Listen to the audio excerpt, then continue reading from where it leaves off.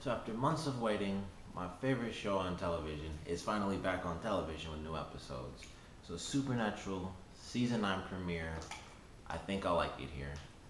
This episode, obviously after the season finale, there are obviously tons of questions that need to be answered.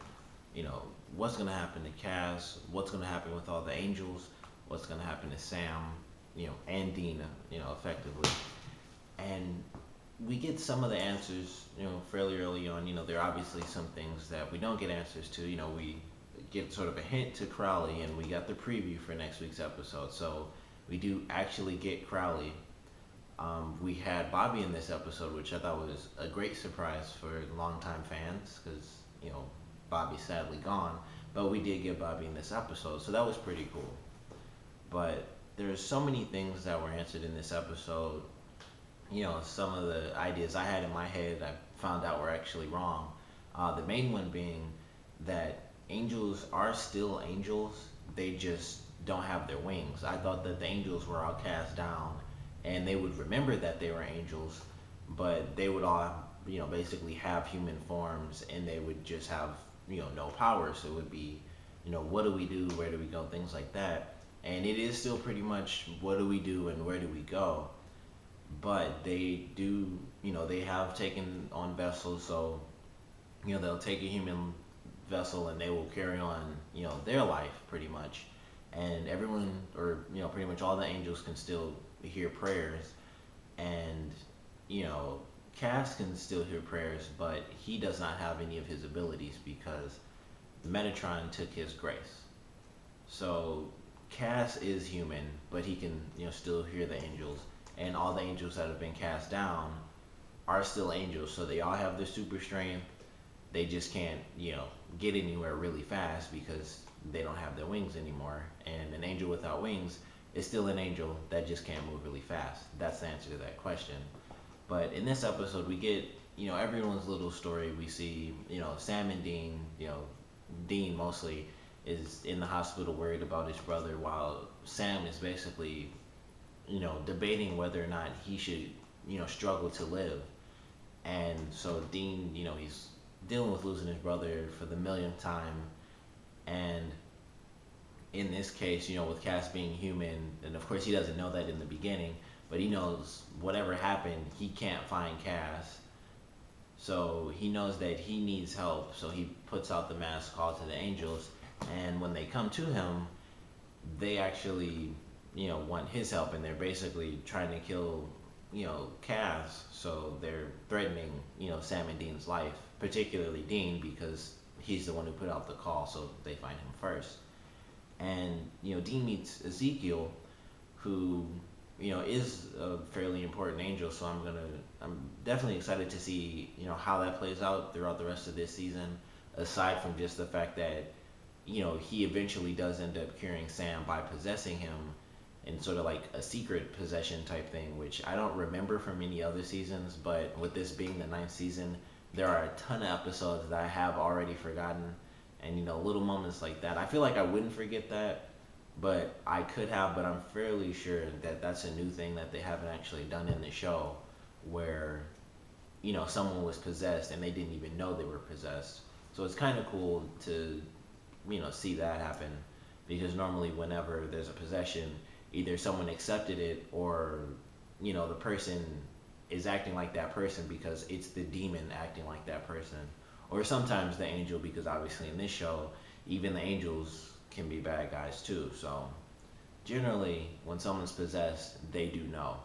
But Ezekiel, once he took over Sam's body, he wiped his memory, so he doesn't remember being in the hospital, or debating whether or not he should live or die, or meeting death. And I also thought it was cool that the guy who plays Death was able to come back in this episode, because he's after they introduced the four horsemen, Death is really the only one that's actually come back, recurring, because Death, is Death. So the other horsemen they actually killed off, if I remember right, because they were all kind of bad guys, and then Death was more neutral than anything else, and he was just like, you know, no big deal. I'm Death.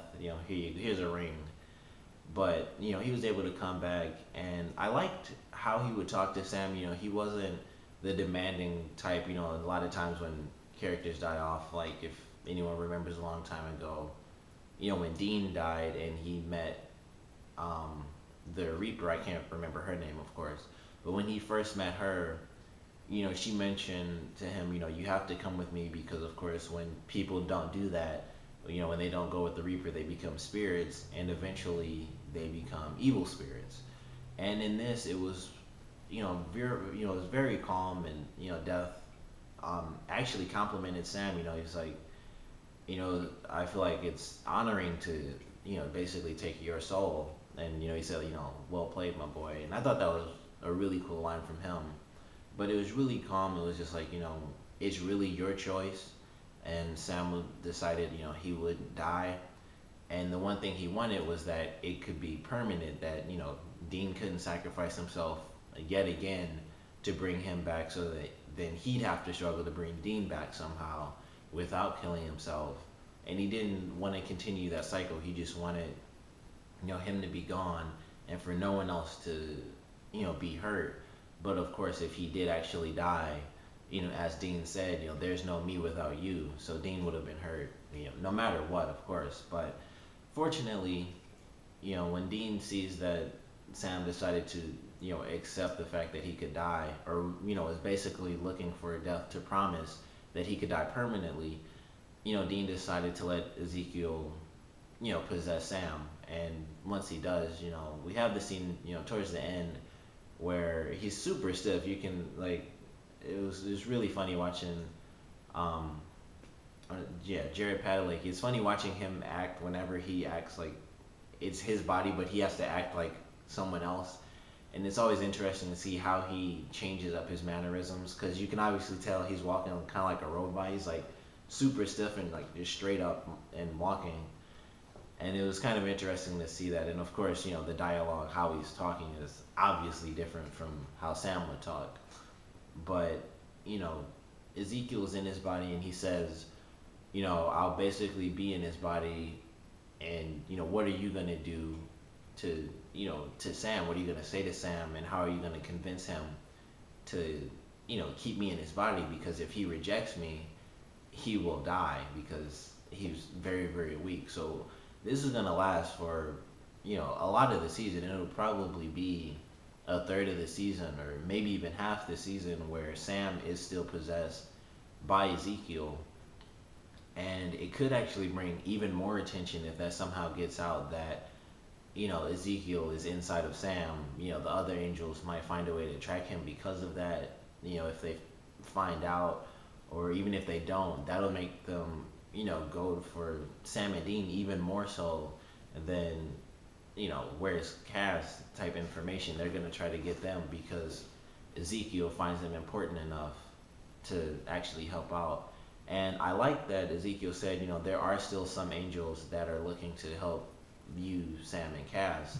So it'd be cool if we could get sort of like a little group of like good angels, pretty much, who are trying to help Sam and Dean, find Cass. That would be really cool to see in this season too.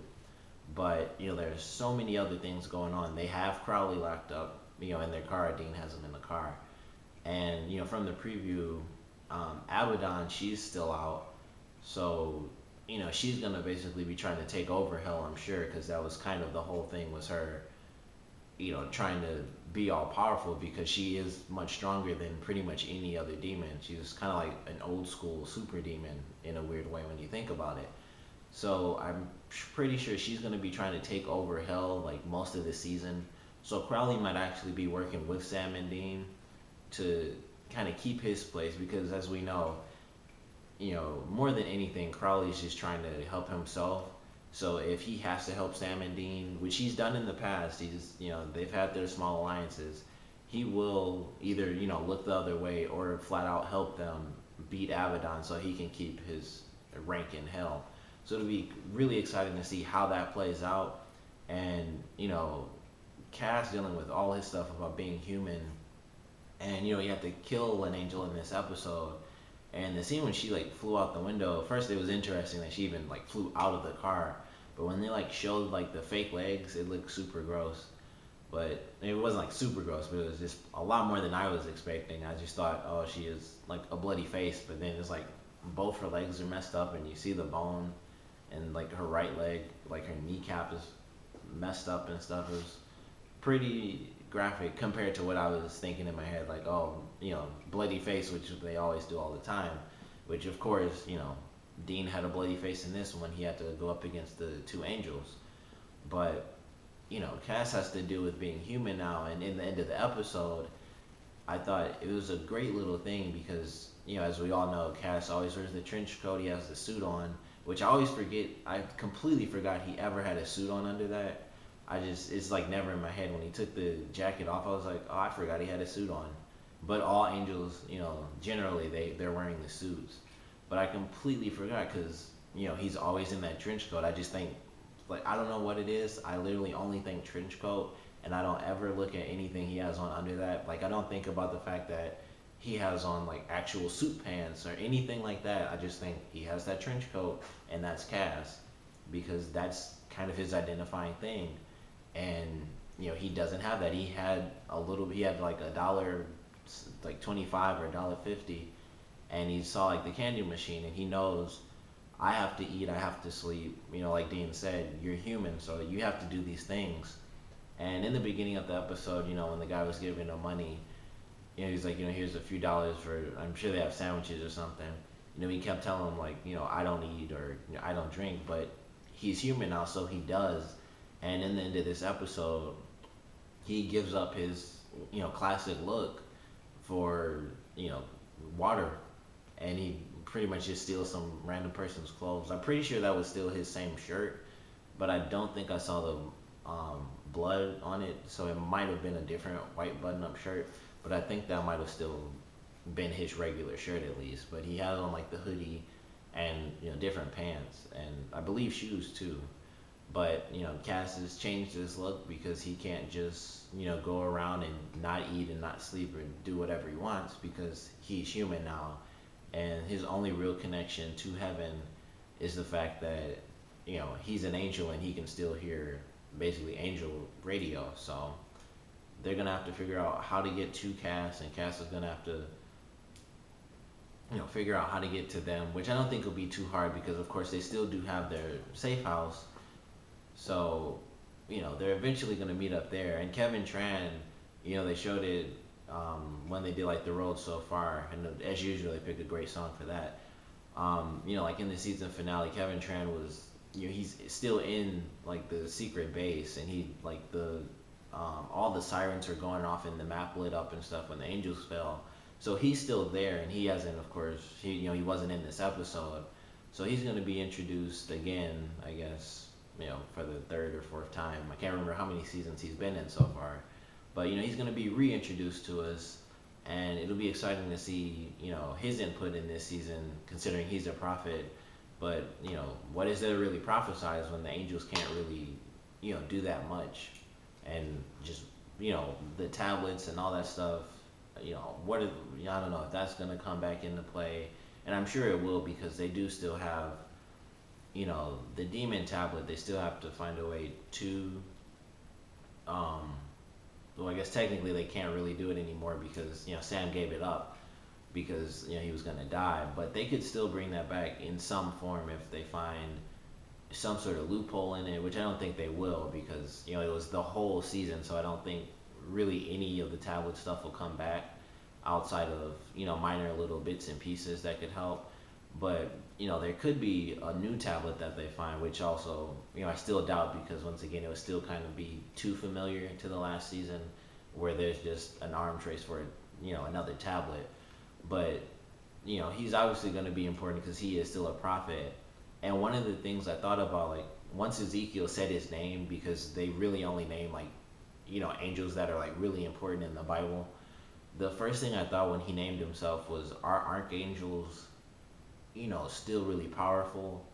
Are they still stronger than the other angels and things like that? Because initially, like I said, I thought all the angels were just human, but they aren't. They're just all fairly weak. Ezekiel is really weak, and which is why he's in Sam's body. He can't just completely heal him.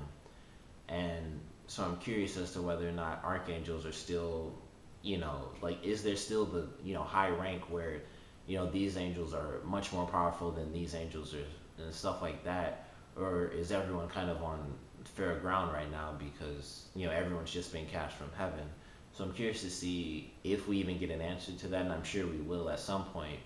But for now, I'm just really curious about archangels and what they have to deal with as far as feeling if the prophet is in danger, because if angels can still, if they still have all of their powers outside of their wings, I feel like angels or archangels can still tell when a prophet is being hurt, but it would have some sort of immense effect on them not being able to like carry out their duty because they don't have the wings, so they can't just like shoot up into the air and just teleport pretty much and save the prophet. So I think that'll come into play at some point, and that'll probably be when Kevin does actually come into this season. So I'm excited for that, and of course they could not be in the season at all, and this is of course me speculating, but whatever they do, I'm definitely excited for it, and I know it's going to be a great season, and who knows where things are going to go now because everything is kind of just like out of whack. You know they can't go to heaven. A great thing that Dean said was, with the sigil, where do you guys go when I do this? And they did evaporate. I thought they would kind of just, since heaven was closed and they can't actually teleport, they would kind of basically be exercised like demons are. We just wouldn't see it. But the bodies of the people actually do disappear. And with them putting that line in, I'm really hoping that it does play into this season, that there's some sort of, I guess, angelic type of purgatory sort of system going on, and that would be really cool to see too. If they're like, there's like some sort of side area for angels that end up getting cast off, and they're, like I said, it would be like an angelic purgatory, but that would be cool to see. And I don't think that would be too familiar to, purgatory or anything like that. It would, somehow be different, but whatever they do, I'm definitely excited for it because, it's my favorite show on television. So comment below, let me know what you thought of the season premiere. Favorite part, least favorite part, expectations, speculations, all that stuff. Because we have a season 9 for Supernatural, and it's just gonna keep getting better and better. So comment below, let me know. Thanks for watching.